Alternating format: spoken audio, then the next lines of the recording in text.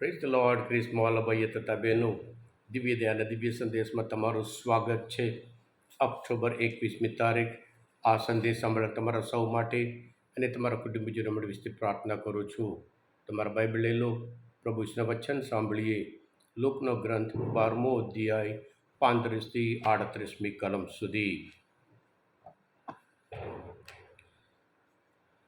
ઈસુએ કહ્યું, તમારી કમર કસેલી અને દીવો પેટાવેલો રાખો. તમારે એ નોકરોના જેવું થવાનું છે, જેઓ પોતાનું શેઠ લગ્ન સમારંભથી પાછો આવે તેની રાહ જોઈ રહ્યા હોય, કે જેથી તે આવીને બારણા ખખડાવતા જ ઉગાડી શકે. શેઠ આવીને જે નોકરોને જાગતા જુએ તે ધન્ય છે. હું તમને ખાતરીથી કહું છું, તે પોતે કેડ બાંધીને તેમને ભોજન કરવા બેસાડશે અને પીરસશે. તે બીજે પહોરે આવે કે ત્રીજે પહોરે આવે, પણ આવીને તેમને જાગતા જોશે તો તેઓ સાચે જ ભાગ્યશાળી છે. તમે એટલું તો સમજો છો કે ઘરધણીને જો ખબર હોત કે ચોર કઈ ઘડીએ આવવાના છે, તો એ પોતાના ઘરમાં ખાતર પડવા જ ના દે. એટલે તમે પણ તૈયાર રહેજો, કારણ તમે ના ધાર્યું હોય એવી ઘડીએ માનવ પુત્ર આવી પહોંચશે. આ પ્રભુની વાણી છે, તે આપણો આધાર છે. ખ્રિસ્મોલભાઈ તબેનો, પ્રભુ ઈસુ એક અદ્ભુત ઉપદેશક છે.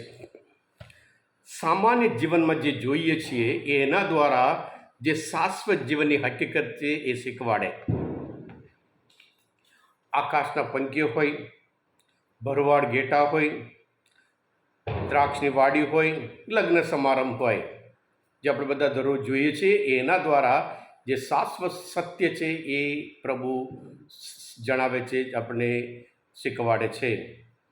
ખ્રિસ્મોલ ભાઈ હતા બહેનો, આજના શુભ સંદેશમાં આપણે તૈયારી, કમર કસેલી અને દીવો પેટાવેલો રાખો. ધારો કે એટલે જ્યારે પ્રભુ ઈસુ તૈયાર રાખો, જાગતા રહો, એ આપણે ગભરાવા માટે નહીં, આનંદપૂર્વક. ધારો કે આપણા ઘરમાં કોઈ મહેમાન આવે કે કોઈ ઘરમાં કોઈ પ્રસંગ આવે, કેટલા આનંદપૂર્વક આપણે બધા તૈયાર રહીએ છીએ અને બધા ત્યાં સેવક તરીકે એવી રીતે આપણે કામ કરીએ છીએ. નોકર જેવી રીતે આ કામ કરવાનું, પેલું કામ કરવાનું, એટલે આનંદપૂર્વક આપણે કરીએ છીએ. એવી જ રીતે પ્રભુ ઈસુ પણ કહે છે કે તમે તૈયાર રહેજો, જાગતા રહેજો અને કેવી રીતે દીવો પેટાવેલો સળગતો રાખજો. પ્રભુ ઈસુ પોતે સેવા કરવા નહીં, સેવા લેવા નહીં, પણ સેવા કરવા અને સૌની મુક્તિ માટે પોતાનું જીવન અર્પી દેવા અવતર્યા. પ્રભુ ઈસુના કાર્ય એ પ્રેમના કાર્ય, એ દયાના કાર્ય, એ ક્ષમાના કાર્ય અને શાશ્વત જીવનની વાત. એટલે પ્રભુ આપણી પાસે એ જ અપેક્ષા રાખે છે.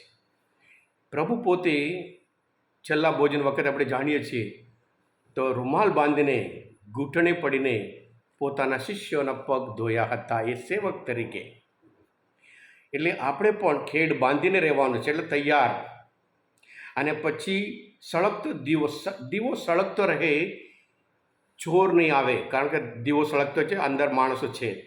દીવો સળગતો રાખીએ છીએ, પેટાવેલો રાખીએ છીએ એના માટે જ્યારે માલિક આવે ત્યારે એને લાગે છે મારો નોકર એ રાહ જુએ છે, એ બતાવે છે.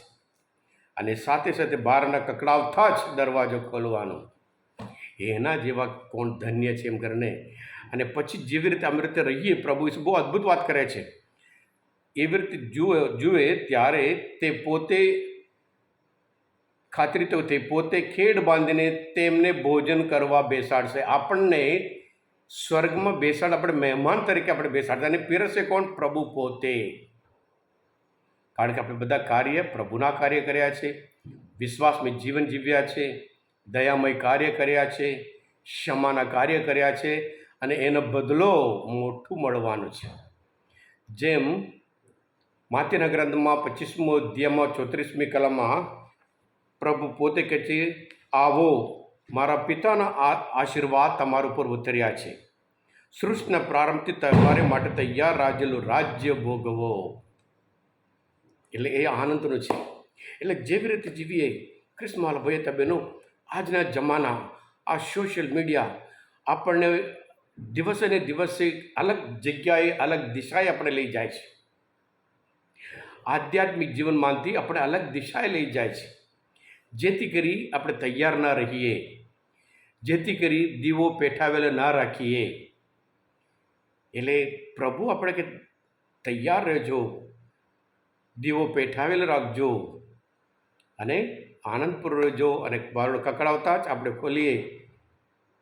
હા કૃષ્ણ ભાઈ બહેનો, દર્શન ગ્રંથમાં 22મો અધ્યાયમાં 12મી કલામાં પ્રભુ પોતે કે જોજો હું આવું છું, દરેકને પોતાના કાર્ય પ્રમાણે બદલો લઈને આવું છું. પ્રભુ આપણે માટે બદલો લઈને આવી રહ્યા છે. આપણે આનંદપૂર્વક જીવીએ, કારણ કે આપણે બધા હંમેશા આધ્યાત્મિક જીવન, તૈયારીમય જીવન, પ્રભુમય જીવન, પ્રેમમય જીવન જીવીએ, ક્ષમા કરીએ, દયા બતાવીએ અને પછી બદલો પ્રભુ આપણને આપવા આવે છે. હા કૃષ્ણ ભાઈ હતા બહેનો, આજના શુભ સંદેશ પ્રભુશ્રી ઓળખવા માટે, વચન સમજવા માટે મદદરૂપ થયા હોય, તમે પોતે દિવ્ય દયાના દિવ્ય સંદેશ સબસ્ક્રાઈબ કરજો અને બીજા માટે પણ ફોરવર્ડ કરજો, કારણ તમે બધા આશીર્વાદિત છો, અભિષિક્ત છો. પ્રભુ ઈસુ, હું તમારામાં વિશ્વાસ રાખું છું. બોલો દિવ્ય દયાનો જય. God bless you all.